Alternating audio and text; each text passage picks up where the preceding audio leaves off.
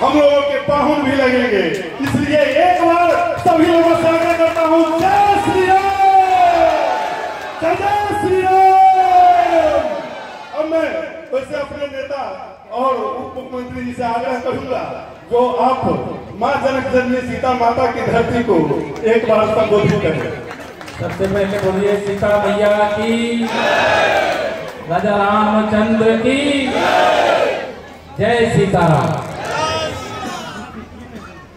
देखिए, भगवान राम का नाम तब तक अधूरा रहता है जब तक उसमें सीता मैया का नाम नहीं होता। तो मेरा सौभाग्य है कि आज मैं जगत जननी माता सीता की धरती पर आया हूँ और आज इस औराई विधानसभा क्षेत्र के मंच पर हमारे जो इस क्षेत्र के विधायक हैं श्री रामसूरत राय जी, भारतीय जनता पार्टी के प्रदेश के महामंत्री डॉक्टर राजेश वर्मा जी, हमारे प्रदेश के बड़े नेता हैं, देश के बड़े नेता हैं, ओबीसी मोर्चा उसके राष्ट्रीय महासचिव भी हैं और सांसद रहे यहाँ प्रभारी के रूप में। आप सबके बीच में लगातार हैं और रहेंगे। ऐसे हमारे श्री संगम लाल गुप्ता जी, पूर्व विधायक और प्रदेश के उपाध्यक्ष आदरणीय देवी कुमारी जी, जिले के प्रभारी रमेश श्रीवास्तव जी, विधान परिषद के पूर्व सदस्य गीता कुमारी जी, जिला उपाध्यक्ष अशोक झा जी, जिला महामंत्री गए मुकेश शर्मा जी, मनोज त्रिपाठी जी, रविशंकर कुशवाहा जी, जिला उपाध्यक्ष इंद्रा सिंह जी, कुंदन ओबीसी मोर्चे के कुंदन गुप्ता जी, रतिकांत चौधरी जी, प्रदेश कार्य समिति के सदस्य सुजीत चौधरी जी, रविंद्र प्रताप सिंह जी, पूर्व जिलाध्यक्ष फेटूराम जी, जिला उपाध्यक्ष अरविंद सिंह जी, आदर्श सिंह जी, संचालन कर रहे सुभाष शर्मा जी, सभी मंडल के अध्यक्ष और प्रभारी, और यहाँ पर मंच पर उपस्थित सभी वरिष्ठ जिनका मैं नाम नहीं ले पाया, मैं बहुत लोगों का नाम नहीं जानता, सभी सम्मानित मंच पर विराजमान, मेरे सामने बैठे हुए तमाम सारे बड़े बुजुर्ग, मेरे नौजवान दोस्त, और जिनकी ताकत से हम देश में सरकार बनाते हैं, मोदी जी के नेतृत्व में, जिनके ताकत के बल पर प्रदेश में भी लगातार 20 साल से सरकार हमारी है और 5वीं बार सरकार बनने जा रही है। ऐसी मेरी पूज्य माताओं बहनों, मेरे पत्रकार मित्रों, बिहार बदल चुका है। बदला है कि नहीं बदला? पूरे बिहार में बदलाव आया है कि नहीं? एनडीए सरकार में दोनों हाथ में बदलाव आया कि नहीं आया? यहाँ एक पार्टी है जिसका नाम है राष्ट्रीय जनता दल। पूरे देश में जंगल राज के नाम से जिस राज्य को जाना जाता है वह राष्ट्रीय जनता दल की श्री लालू प्रसाद यादव जी और उनके खानदान की सरकार के समय में जंगल राज के रूप में, राजनीति का अपराधीकरण करने वालों के रूप में, विकास के नाम पर केवल घोटाला करने वालों के रूप में, भ्रष्टाचार को बढ़ावा देने वालों के रूप में, माफियाओं का संरक्षण करने वालों के रूप में जिनकी कीर्ति रही है, वह फिर एक बार स्वप्न देख रहे हैं। 2025 के विधानसभा चुनाव में देश को यह खबर हो गई है कि फिर एक बार एनडीए सरकार आने जा रही है। माननीय मोदी जी और माननीय नीतीश जी की जोड़ी को बिहार की जनता अपना समर्थन दे रही है। ये पूरे देश में संदेश है। संदेश सही है कि नहीं सही है? इधर माताएं बहनें, संदेश सही है ना? पूरे देश में संदेश है कि फिर एक बार एनडीए सरकार बनने जा रही है। लेकिन श्री लालू प्रसाद यादव जी के लाडले जैसे मुंगेरी लाल को हसीन सपने आते थे, उनको आ रहा है कि 2025 में उनकी सरकार आ जाएगी। क्या राष्ट्रीय जनता दल की सरकार यहाँ फिर से आ सकती है क्या? नहीं। सुशासन का कोई विकल्प नहीं है। सुशासन का विकल्प केवल सुशासन है। विकास का विकल्प केवल विकास है। ये Bharatiya Janata party, Janata Dal you NDA की सरकार है, डबल इंजन की सरकार है।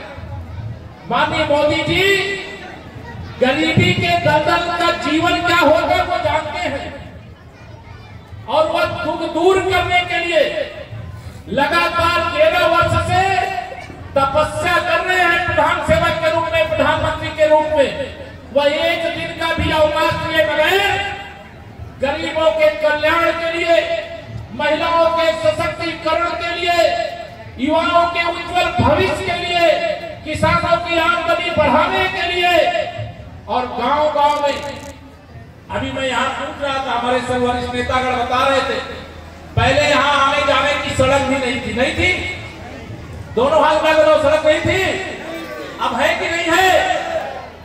लेकिन अभी मैं यही कहूंगा, अभी तो ये झांकी है, 2025 से 2030 की पिक्चर बाकी है, अभी तो और कुछ होने वाला है। और इतना होने वाला है कि पहले बिहार के लोग देश के अलग अलग राज्यों में जाते थे, आप देखना इसी बिहार के अंदर देश के अलग अलग राज्यों से लोग आकर के देखेंगे, यहाँ रोजगार तलाशने का काम करेंगे। कैसा काम, मैंने अभी जब यहाँ आया सुना, यहाँ अनेक योजनाएं जिनका मैं वर्णन करूंगा तो लगेगा कि मैं सूरज को दीपक दिखा रहा हूं, आप उसके स्वयं लाभार्थी हैं।